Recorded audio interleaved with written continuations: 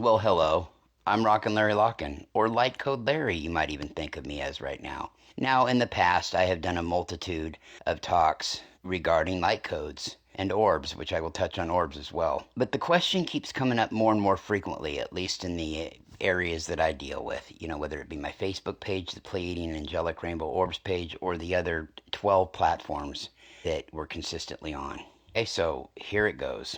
Think of light codes as a type of transmission sent to you telepathically from interstellar sources, benevolent intelligences, from the moon, the stars, different planets, varying dimensions.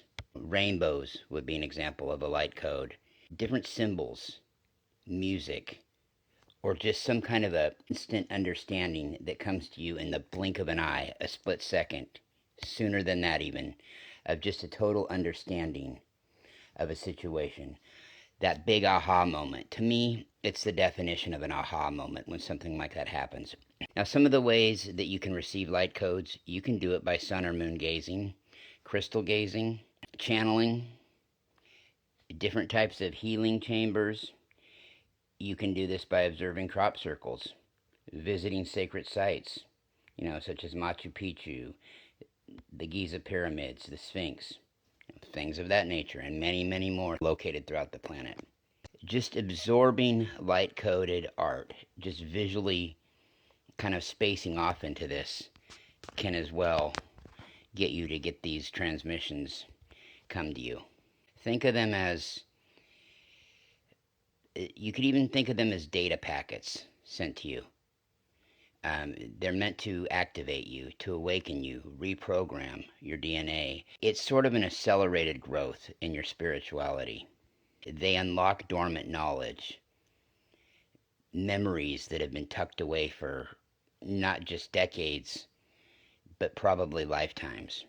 Like I said, you can receive these from a multitude of places, right? But just somewhere beyond your physical realm that you're in. Places that aren't right in front of your nose, per se. Light codes, well, they carry their own frequency. Light carries its own frequency. Humans are just not quite evolved enough on Earth yet to hear the sound of light on a continuous basis. Eventually, you will hear the sound of light. You will hear the sound of light because it'll be available on your frequency bandwidth. Now, I'm sure that there are people out there that have already thought of this or practiced this, but nobody on Earth yet can sit there and just randomly tell you what color a car was that went by, right? Well, eventually that kind of thing will be possible.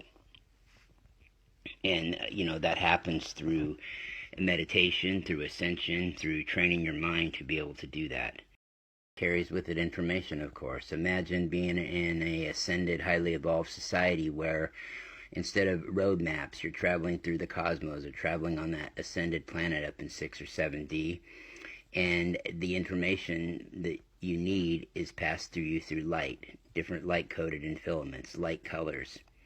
As we go on down this road, it's going to be more about the information that you receive out of the light and that you can project through light versus the beauty of the color. It's kind of ironic. On one hand, as planets ascend in vibration and pick up in frequency, the colors do get more vibrant and beautiful, but it's really less about what they look like. It's more about the information that they hold and that they pass on to us. Okay, and learning in the future as our bridge to telepathy goes. These light codes also a lot of times have symbols in them, right? These symbols are also codes. They're information, right? The simple, quick information without a lot of minutia of verbal language.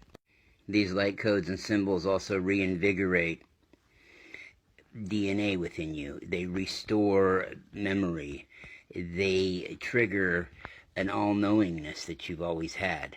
These light codes are almost the key to your own personable Akash. Okay? That's part of it too.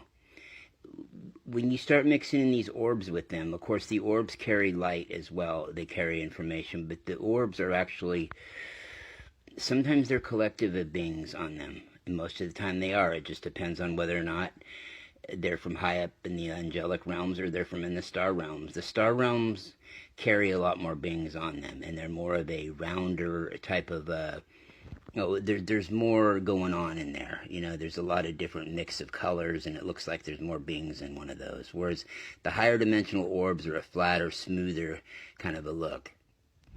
What I have found is the higher dimensional orbs have that smoother, flatter look to them. The ones from the upper star realms of Andromeda and Arcturus, for instance. Okay, and those usually have less beings in them. I've noticed maybe a handful of occupants in those versus some of these orbs that I've channeled from the 8th dimension and whatnot. They can have hundreds of occupants in them, okay, kind of like a Star Trek, a starship. So that's sort of the difference between them. The Merkabas, they're higher dimensional Merkabas, right? You can call them an orb, a Merkaba, whatever. The Merkabas from Arcturus and Andromeda from their higher dimensions look different than your standard typical Merkaba that you might think of that come from the star realms from the 7th, 8th, 9th, 10th dimension. That's just some of the differences between these things. Okay, and I've mentioned this before, what I've noticed in these orbs is that, and this is what I've gotten downloaded to me, of course, the ones that I channel from Pleiades, they're a military peacekeeping fleet, right? It's mostly Pleiadians. There's some Arcturians, some Lyrans in there with them as well, and some Syrians.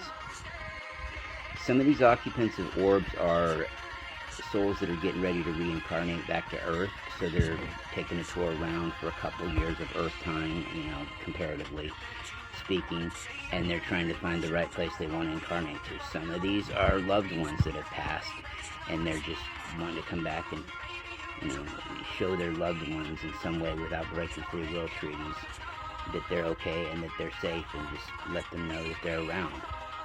One thing I have noticed over the years from my own contacts, as well as having the privilege to see all the greats that take photos of these light code and orbs, see the ones that do it on a consistent basis, that put it out there regularly, is that each of those individuals seems to have their own particular style. They have their own particular style of collective that comes to them, I should say, is what I mean.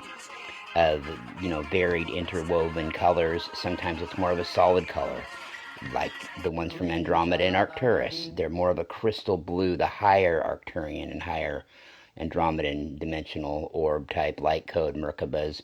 It's all one and the same, right? 6 of one, half a dozen of the other. 7 of one, half a baker's dozen of the other. You know what I'm saying? Then you take a step down, a couple dimensions down, from a dimension down to a few dimensions down in the star realms. Whether it's Pleiades, Lyra, Vega, Procyon, Sirius, right? They're more of a intertwined, kind of a thread full of rainbow colored type light coated orbs, right? They move more from a solid, and I kind of alluded to this earlier, more from a solidity of colors down to an interwoven group of colors together, right? That may appear more like of an orb ball type shape. And then, of course, you got the realms in between that are a little bit of both, okay? And people have collectives, though, that are from a variety of places. A particular collective that is a collective of souls from multiple dimensions, from multiple places, and then sometimes they have multiple collectives that are visiting them too. Okay, so that all plays into the different types of colors and the different shades of colors that they're consistently putting out and that are consistently showing up within their particular work. That's just how it goes. It's everything is information. Everything that is visible, everything that is symbolic is some type of information that is supposed to come to you, but without overthinking it and stressing on it and dwelling on it and trying to sit there and stress out because you have 80% of it figured out, but then using your earth brain, your earth logic to try to deduce the rest of it, like, well, this means that, so this must mean that, or this means this, so that must mean this. You know what I mean, that head game that we play with ourselves sometimes. So it's all good. Light is love, light is information. Light is light.